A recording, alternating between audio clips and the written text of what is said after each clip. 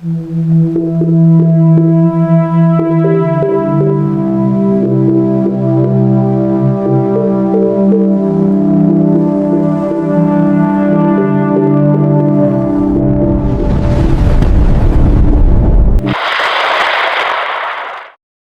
araw po sa inyong lahat.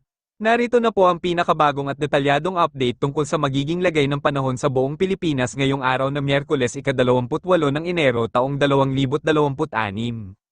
Layunin ng ulat na ito na ibigay ang tumpak na impormasyon para sa kaligtasan at paghahanda ng ating mga kababayan. Ang dating LPA na matagal na nating binabantayan ay tuluyan ng naglaho sa kasalukuyan. Wala na pong anumang LPA na sinusubaybayan sa loob o labas ng teritoryo ng Pilipinas sa kasalukuyan. Hanging amihan, patuloy pa rin na mas lalong lumakas ang epekto at lumawak ang sakop nito sa nakaraang mga araw. Ito na ngayon ang pangunahing weather system na nakakaapekto sa malawak na bahagi ng Luzon at Visayas, nagdudulot ng kaunting lamig sa hangin at mga pag-ulan sa ilang rehiyon. Shareline, ang sistema namang ito ay patuloy na nagdudulot ng mga thunderstorm sa ilang bahagi ng Mindanao. Bagamat bahagyang bumaba na ang lakas at epekto nito kumpara sa nakaraang mga araw, nananatili pa rin itong isang mahalagang salik sa paghubog ng panahon sa nasabing rehiyon. Ang pagkakaroon ng shareline ay dulot ng pagsasama-sama ng hanging amihan at hanging easterlies na nagmumula sa karagatang Pasipiko na may maiinit na temperatura na nagpapanatili ng lakas nito.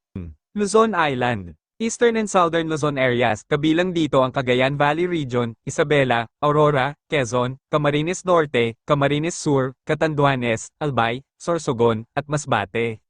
Inaasahan ng maaliwalas na panahon na sinasamahan ng maulap na kalangitan, kasama ang mga kalat-kalat na katamtamang pag-ulan. Ang mga pag-ulan na ito ay dulot ng patuloy na epekto ng hanging amihan na nagdadala ng malamig at basa na hangin patungong mga lugar na ito. Rest of Luzon, kabilang dito ang Ilocos Region, Apayao, Abra, Mountain Province, Ifugao, Benguet, Nueva Vizcaya, Nueva Ecija, Pangasinan, Zambales, Tarlac, Pampanga, Cavite, Batangas, Laguna, Oriental Mindoro, Occidental Mindoro, Marinduque, at Romblon.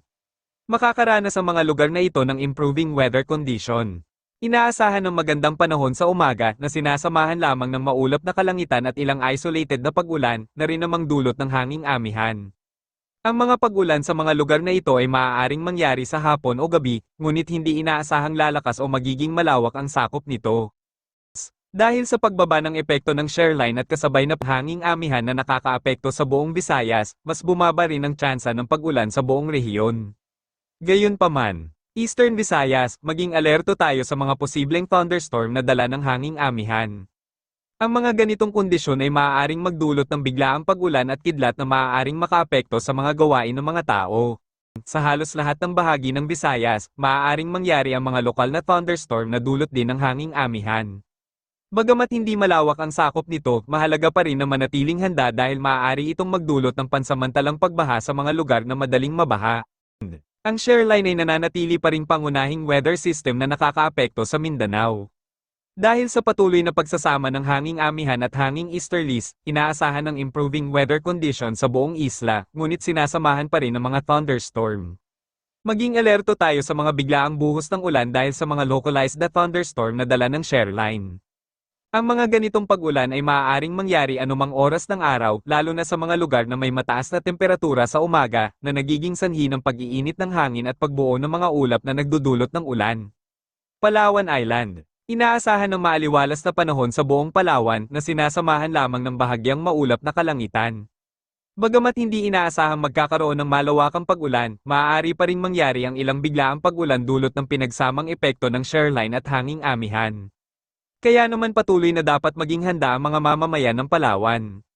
Wala pa ring nakataas na gale warning sa anumang seaboard ng Pilipinas sa kasalukuyan. Ito ay nangangahulugang ang bilis ng hangin sa karagatan ay nasa ligtas na antas para sa paglalayag ng mga malalaking sasakyang pandagat. Gayunpaman, ipinapayo pa rin ang labis na pag-iingat dahil sa pagkakaroon ng mataas na pag-alon sa karagatan, lalo na sa silangang bahagi ng bansa. Ang taas ng mga alon ay inaasahang umaabot sa 2.8 hanggang 3.8 metro, na lubhang mapanganib para sa mga mangingisda at mga may maliliit na sasakyang pandagat tulad ng bangkes at fishing boats. Hinihikayat ang lahat ng mga nasa larangan ng paglalayag at pangingisda na mag-ingat at iwasan ang mga lugar na may mataas na pag-alon hanggang sa mapababa ito. For all regions, dahil sa posibleng biglaang buhos ng ulan dulot ng mga thunderstorm na dala ng shoreline at hanging amihan, laging magdala ng payong o raincoat kapag lalabas ng tahanan. Ito ay makakatulong na maiwasan ang pagkakasakit at mapadali ang paglalakbay kahit may biglang pag-ulan. Patuloy na bantayan ang mga susunod na ulat ng panahon dahil anumang oras ay maaaring magbago ang lagay ng panahon. Bukod dito, sa pagpasok ng buwan ng Pebrero, inaasahan na muling mabuo ang mga bagong bagyo sa karagatan, kaya laging maging handa at alerto ang lahat. Parts. Ito na po ang pinakabagong at kumpleto ng update tungkol sa magiging lagay ng panahon sa buong Pilipinas ngayong Miyerkules ika-28 ng Enero taong 2026. Ang lahat ng impormasyong ito ay ibinigay para sa inyong kaligtasan at kaginhawahan. Maging alerto, maging handa, at laging isaalang-alang ang kaligtasan ng sarili at ng iba. Maraming salamat po sa inyong pagtutok sa ating ulat ng panahon. Mabuhay ang mga Pilipino at God bless po sa inyong lahat.